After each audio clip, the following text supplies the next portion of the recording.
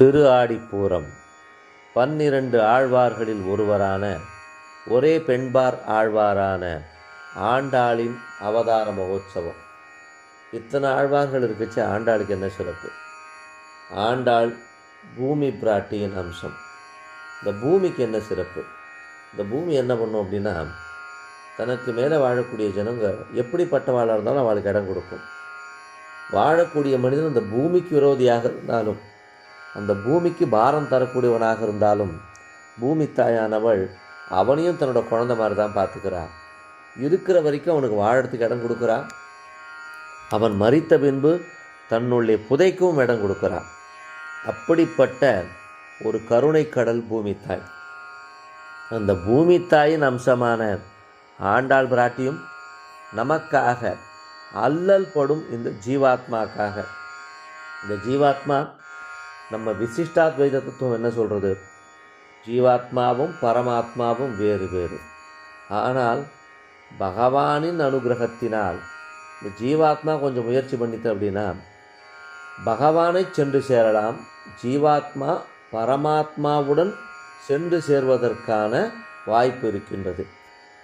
இந்த ஜீவாத்மா ஒரு குழந்தை மாதிரி, வழி தவறி நிற்கக்கூடிய ஒரு குழந்தை. எங்கே போகணுன்றது தெரியலை, எப்படி போகணுன்றது தெரியலை, யாரை நம்பி போகணுன்றது தெரியலை, போகணுமான்றதே தெரியலை, அந்த ஞானமே இல்லை. நாம் இருக்கிற இடம் சரியா, இங்கேருந்து வேறொரு இடத்துக்கு போகணுமான்ற ஞானமே இல்லை. அப்போது இந்த ஜீவாத்மான்ற குழந்தைக்கு முதல்ல தேவைப்படுறது, பகவான் ஒருத்தர் இருக்கார், அந்த பரமாத்மாவை நோக்கி போகணும், இந்த பிறவி பிணி தீக்கணும், மோட்ச பிராப்தி கிடைக்கணும். இந்த ஞானம் முதல்ல வேணும்.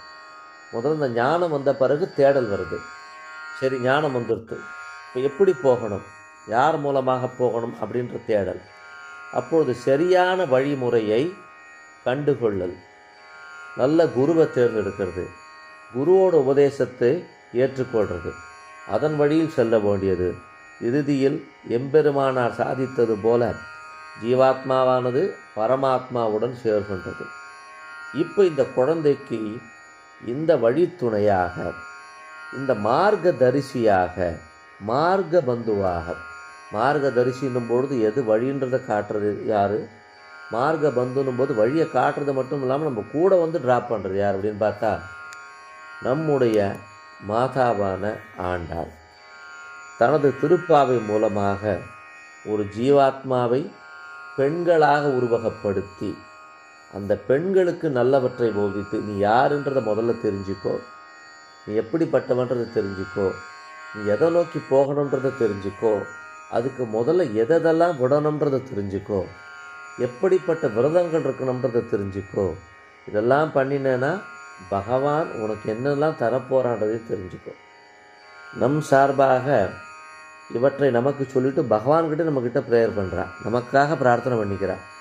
பகவான்கிட்ட சொல்கிறா, குழந்தைகள் வந்திருக்கு, அவளுக்கோசரம் எழுந்துக்க மாட்டியா, உன்னுடைய நயனத்தினால அவளை பார்க்க மாட்டியா, உன்னுடைய திருவடி அவளுக்கு காட்ட மாட்டியா, அனுகிரகம் பண்ண மாட்டியான்னு சொல்லி பகவானிடத்துல ரெப்ரசன்ட் பண்ணுறா. இந்த தாயானவள் அல்லல் படும் ஜீவாத்மாவுக்கு பகவானை பற்றிய ஒரு ஞானத்தை முதல் உணர்த்துகின்றார்.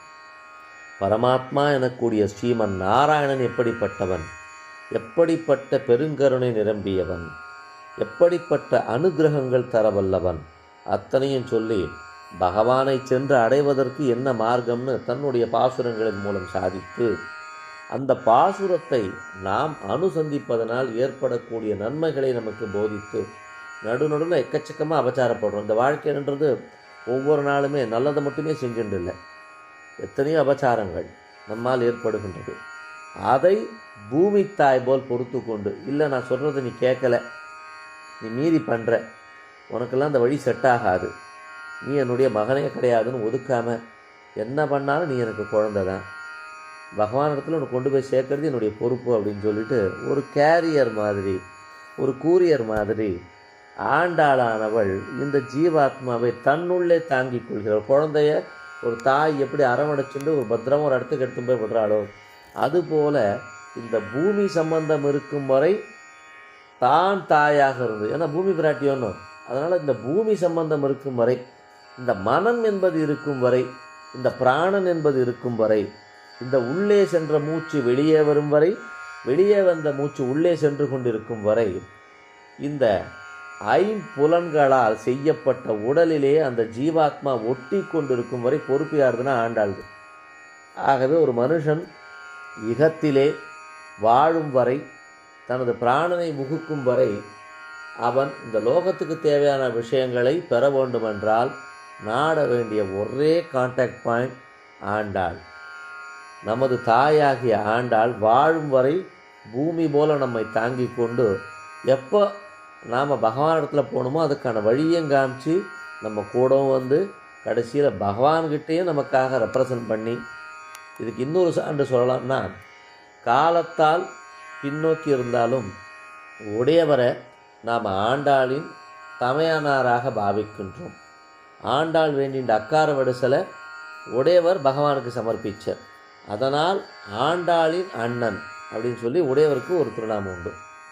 அப்போது இந்த தாய் நமக்காக பரிந்துரை செய்தால் நமது அம்மானாகிய உடையவர் அதுக்கு செவிசாய்க்க மாட்டாரா? வைகுந்தம் புகுவதற்கான விசா ஸ்டாம்பிங் அத்தாரிட்டியை நம்முடைய எம்பெருமானார் யதிராஜர் பகவத் ராமானுஜர் தான். அப்போ தங்க ரெக்கமெண்ட் பண்ணுறான்னும் பொழுது தன்னுடைய மருமானுக்காக அந்த அம்மா நிச்சயமாக இந்த விசா ஸ்டாம்பிங் பண்ணுவார். ஆகவே ஆண்டாளை பிடித்து கொண்டோமையானால், அது கூட தவறான வார்த்தை தான், நாம் ஆண்டாளை பிடிச்சிக்க வேண்டியதில்லை. ஒரு தாயை இன்றைக்கும் குழந்தை தன்னை பிடிச்சிக்கணும் எதிர்பார்க்க மாட்டா. எத்தனை குழந்தை இருந்தாலும் தாய் அந்த குழந்தையை கைவிட மாட்டாள். ஆகவே ஆண்டாள் திருவடிகளே சரணம்னு இந்த ஒரு பதம் சொன்னால் போகிறோம்.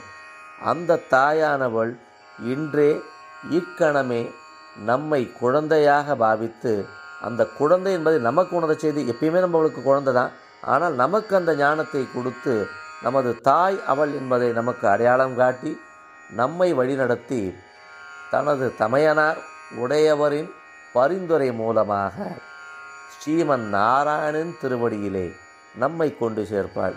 எத்தனை நாளைக்கு தான் இந்த ஜனன மரண சுழற்சியில் இருக்க போகிறோம்?